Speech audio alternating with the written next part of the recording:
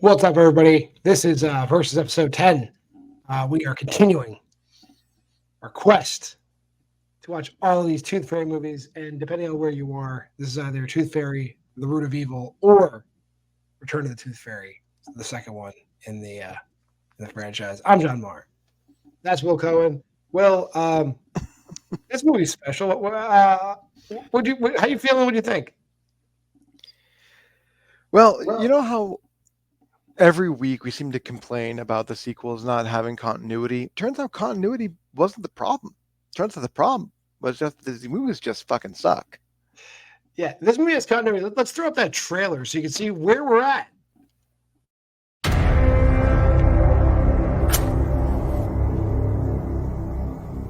Kindergartnos, Verantos, Mondeos, Amatos, Amadios.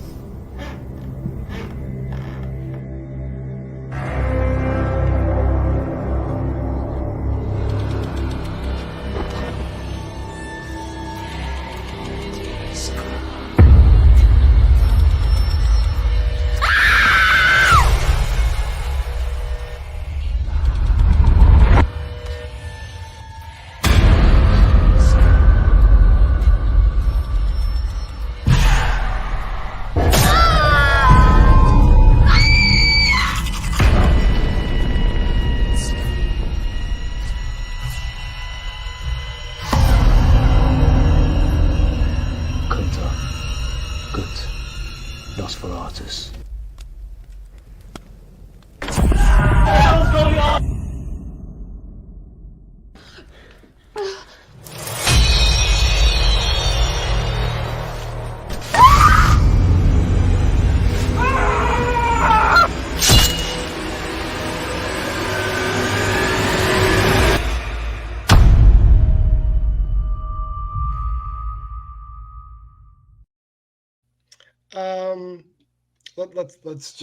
Let's talk about the elephant in the room. In the first movie, they give us a rich mythology of what the Tooth Fairy is and how to trap the Tooth Fairy. So at the end of the Tooth Fairy had possessed Jen, and Carla had trapped it in a locker on the property with the sugar line in front of the door, right? Right. Fuck what you know. In this movie, now any dipshit can summon the Tooth Fairy anywhere. Which, given some of the things that happened in the first film, it seemed like that's what they wanted to go with the entire time. So why they threw in the whole possession angle is kind of fucking beyond me. So at least this film shows the mechanics of the Tooth Fairy in a way that on paper at least makes sense, because obviously the myth of the Tooth Fairy is that this bitch can just show up and take teeth whenever take the teeth from under your pillow whenever she whenever she fucking feels like it, basically. So here it does kind of make sense that she can't be summoned, but the way that they're summoning her still doesn't make any sense, because first you see this little girl, read the incantation by candlelight.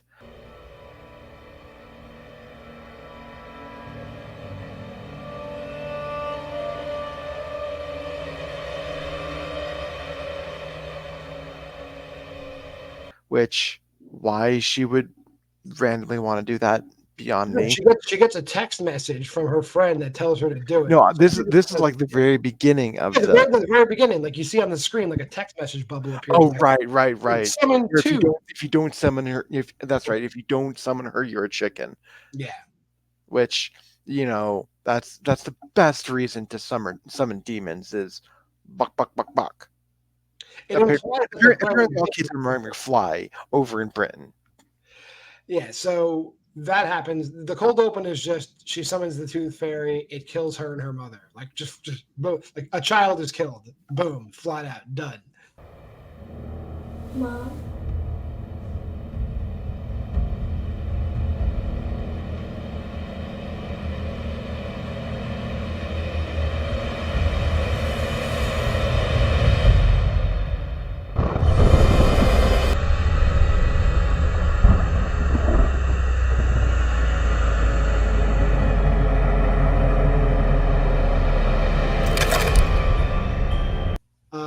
Then we cut to Corey. In the first movie, we hadn't mentioned that the kid's name is Corey. Now it's at least 10 years later. It's probably more years later because I believe when I was looking this up, it was closer to 15 because he's actually now a college graduate. He is a university graduate. So we're saying he's 25 now. He was 10 in the first movie. Now he's 25.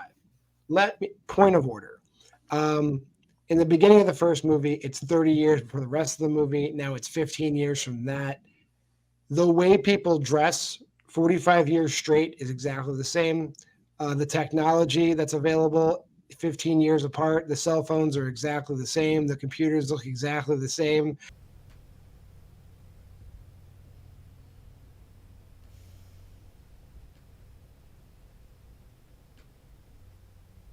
So we're just going forward in time and we're not progressing, which kind of sucks. And you'll see even in the next movie, spoiler alert for The Last Extraction, we go even further in time and technology doesn't progress. So bear with us as technology is at a standstill in Great Britain. So we're back with Corey. Corey is now 25 by my math. He went to college. He has a group of friends in college. They all think he's insane. Some of them think he's a murderer. Right. But they keep him around in this friend group. He's like part of it was like 3 girls and 4 guys, best friends. They hate him. So you still hate his guts? Yep. No offense, dude, but I just don't get it. What is it about the guy that you don't like? I knew him as a kid. You ever hear of the tooth murders about 20 years ago? It rings a bell. What happened? Some crazy asshole killed a load of people. Like, there's no way about it. The one girl, Jess, is sympathetic.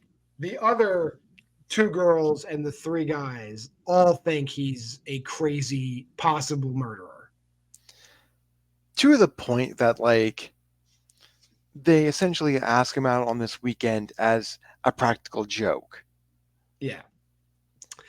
Now, somehow, and these people are just, none of them look like they're 25, with the exception of maybe Corey and one of the girls.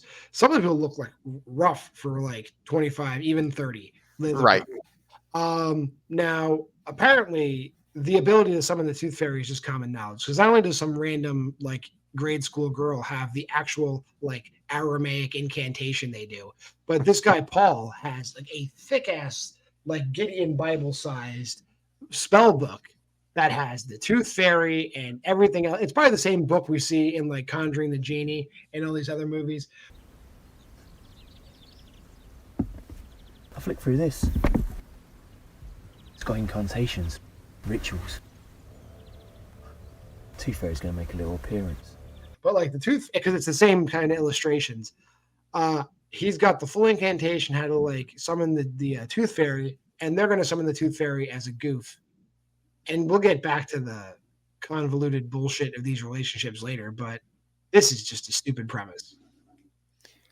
Yeah, like, because first of all, they have to know that this guy, like, if they're going to claim that he's a friend, like, I've had friends that I like less than other friends, we'll say.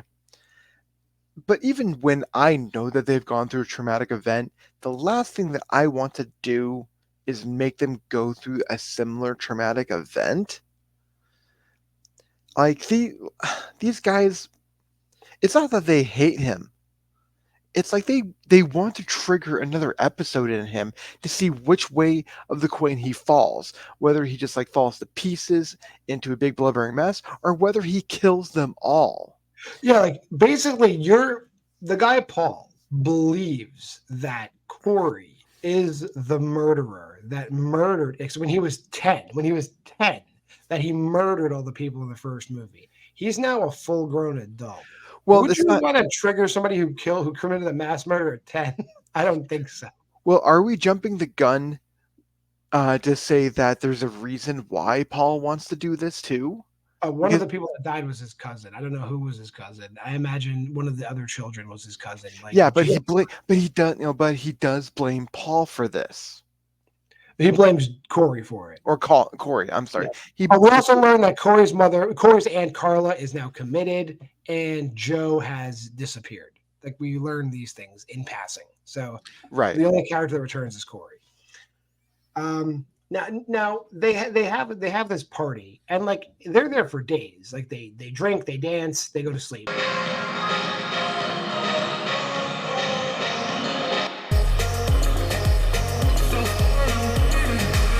They drink, they dance, they go to sleep.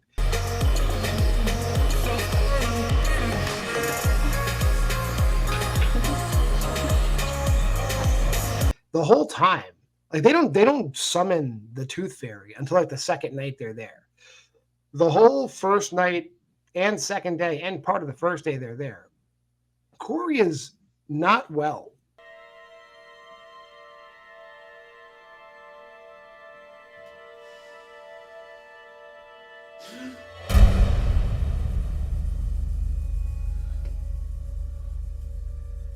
He is psychologically decompensating a lot.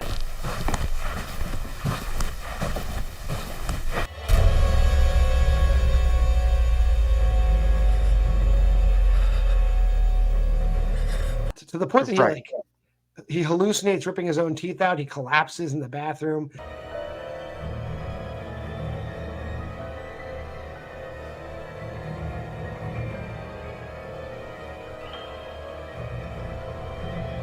They don't ever think, let's take this guy to the hospital. They just continue to have him around.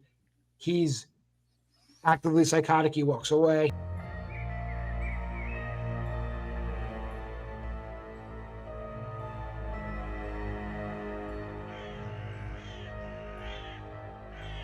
He's actively psychotic. He comes back, then he's fine. You feeling better? And it's really weird. It's a very weird take on mental illness. Yeah. None of this stuff makes any sense whatsoever. Yeah. And it's very clear that the writers, once again, just didn't give any kind of fuck whatsoever. And I don't know. Maybe it's just because we've seen what ITN can do when they kind of care. I will say there's no shitty CGI in this movie, so it's got a leg up on most of the other movies. It's just straight up shitty practical effects instead of shitty CGI. That's very true.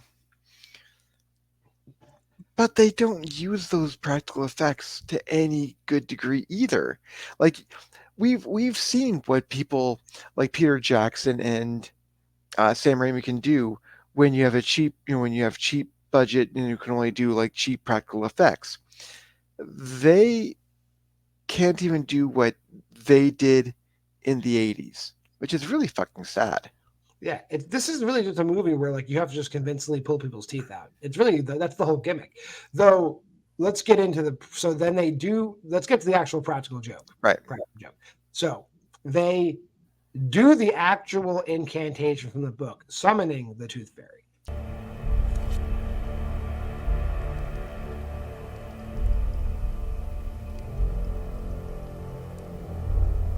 Kunta, gut, Nosferatus. Right. But Paul has brought his cousin along, or his friend along. I forget what her name is. Jennifer. Not Jennifer. Who cares what her name is? And but the weird thing is, they don't know what the Tooth Fairy really looks like outside of drawings in a book and drawings Corey has done. And they're just artist renderings of it. The costume this girl shows up in is the Tooth Fairy costume. So the likelihood of them nailing it is like less than 1%.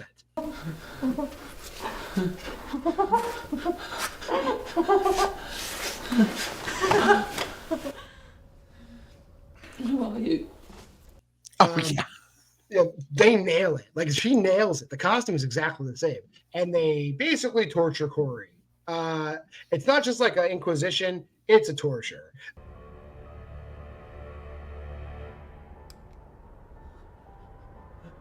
Help!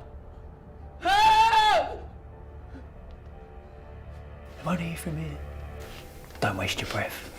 You think I go to the police? I don't give a shit. I just want something from you. They take him off to a room. They tie him to a chair. Paul punches him in the face a few times.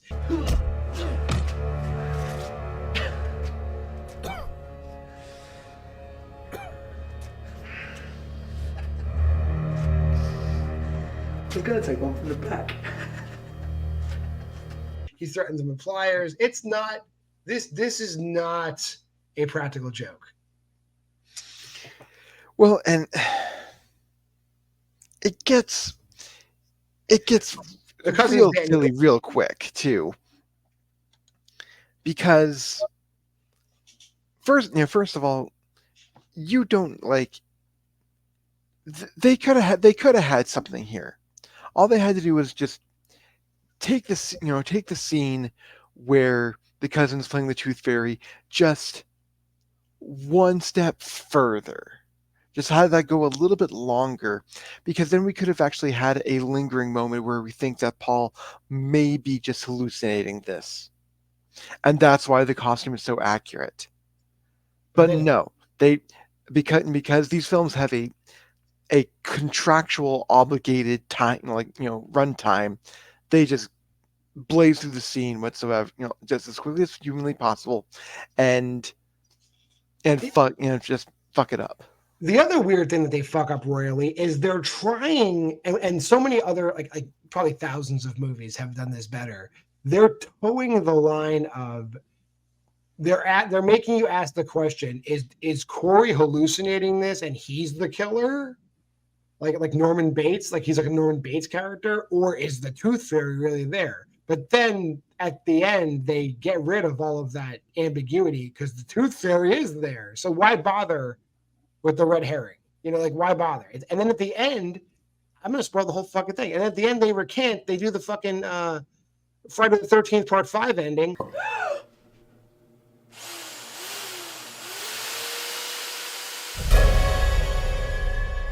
And now Corey's fucking crazy and he's the Tooth Fairy. Like, what are you doing? Like, right. Yeah. Like, this actually has somehow is more nonsensical than its predecessor. And that's saying something, because the predecessor was just nonsensical as hell. But they, again, fell into Humpty Dumpty logic, and if there's one franchise you shouldn't be aping whatsoever, it's the fucking Humpty Dumpty franchise. Like, why the hell are they doing this? The craziest thing in this movie, in the first movie, the Tooth Fairy, badass, able to break necks, stab you in the head with a toothbrush, strangle you with floss, and there's some of that gimmicky here.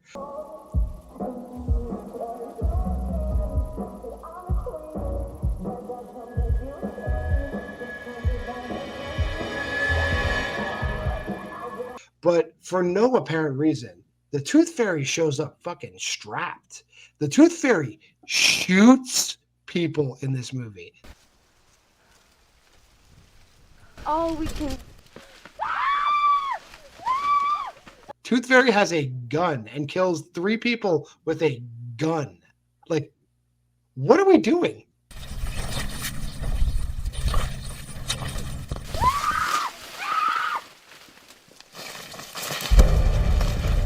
It'd be really interesting, and since these films already came out, I guarantee they're not going to do this.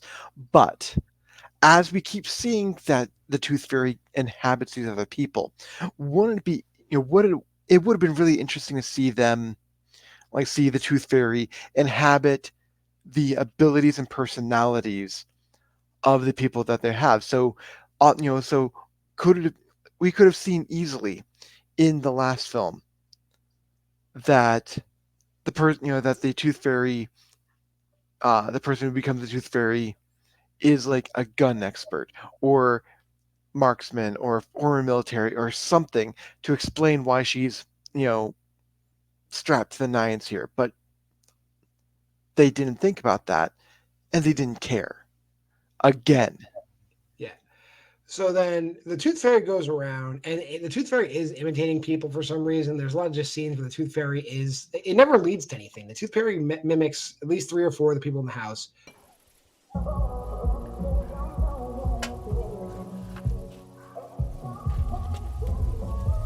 Do you hear that? Yes. It doesn't lead to a death. It's just a gimmick in this movie, basically.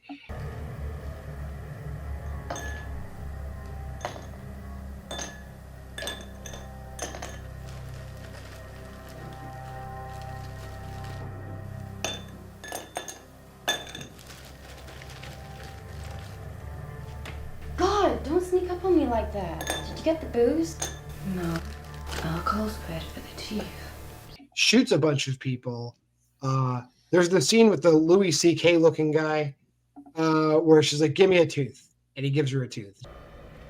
Give me an offering, or I will take them all.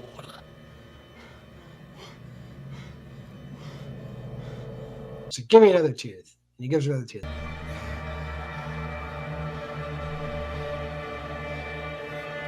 Another. He's like, give me another tooth. And he gives her another tooth.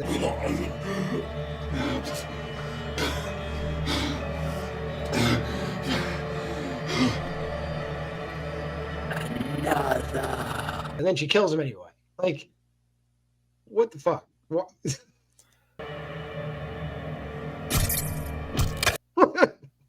Wow. And it probably wouldn't have been so bad if it didn't sound like the Tooth Fairy was attempting to do Peter Welker's voice from the Transformers films. It's just bad. I kept on wondering when she was gonna fucking say Tooth Fairies roll out. It's so bad. Well, better movies than this have like consistently painted themselves into corners, and they made more and more fantastical ways to eliminate your bad guy. The Nightmare on Elm Street franchise comes to mind. But like how they go about defeating the Tooth Fairy this time. Again, the Tooth Fairy does have a weakness of sweets. And for some reason in the woods, somebody hung on a bunch of candy canes. I have no fucking idea who did that. But it's a weakness. They do throw sugar on the Tooth Fairy, and it, stuns her. But then they find out in this gigantic like spell book, which apparently it's just you're able to get at your local Barnes and Noble. There's another demon that's like a supervisor demon that you can summon, and that person will just come and just take away the Tooth Fairy for free.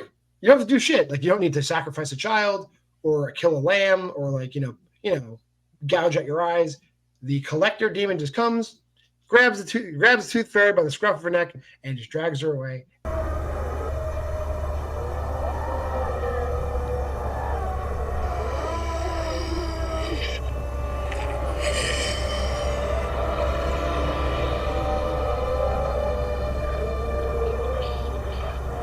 And the good guys win.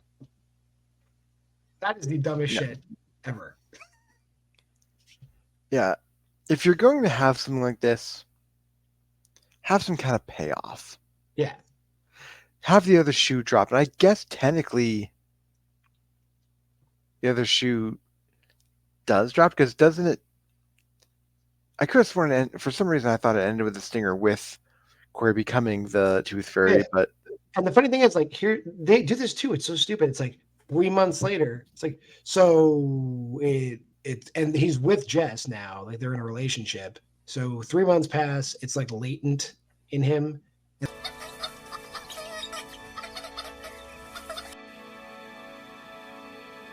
And then all of a sudden, one morning, he just decides to hide in the bathtub with a fucking power drill. Like, right.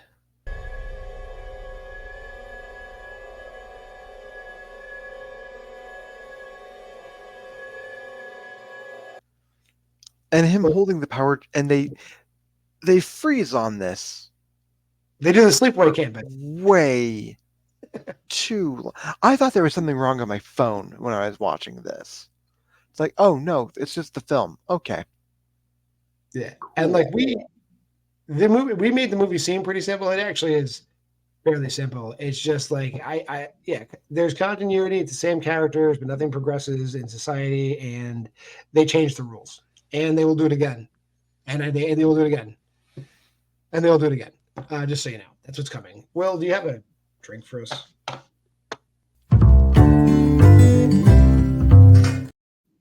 So if you tuned in last week, you'll know that I didn't want to be lazy, but I was a little bit lazy, just googling tooth fairy cocktail recipe. Well, this time I decided to have a little fun with it, so I googled something else this time around.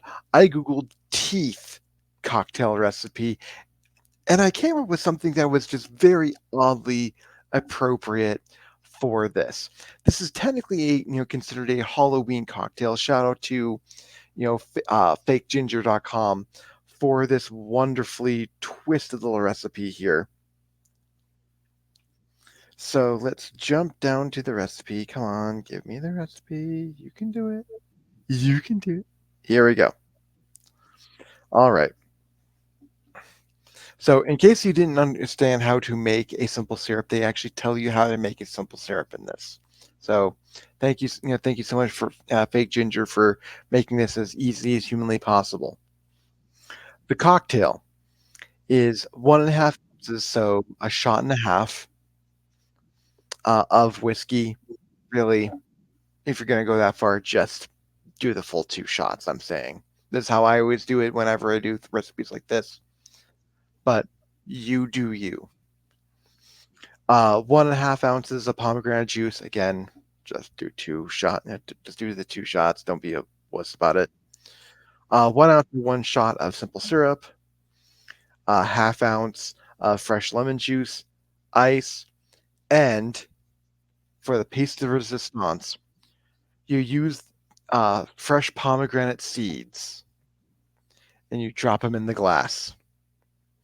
So specifically, what you do, like what the recipe tells you to do, place everything in a cocktail shaker, shake vigorously, pour into a glass, and then you pour the pomegranate seeds in there, so it literally looks like there's just bloody teeth at the bottom of a glass.